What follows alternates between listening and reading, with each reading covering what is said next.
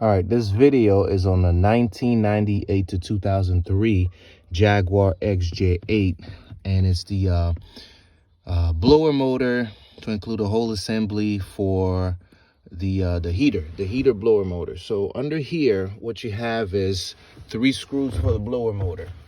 If you're looking, I have 1 screw here, a second one here, and a third that had to be removed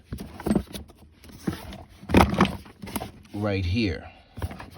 This is the old one, and the way what you do with this is you have to remove the airbag. I had to remove this part where the air comes through. I had to remove this as well.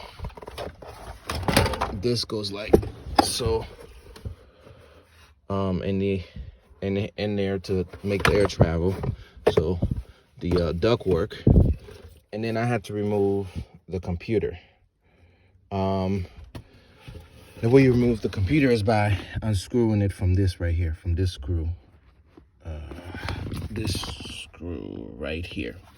And once you do that, it comes out pretty easy. And to also remove these 3 screws for the computer. Other than that, these are the other ductwork that I had to remove. This is more, yeah. And so follow the same steps to put it back in. I hope this is helpful to somebody.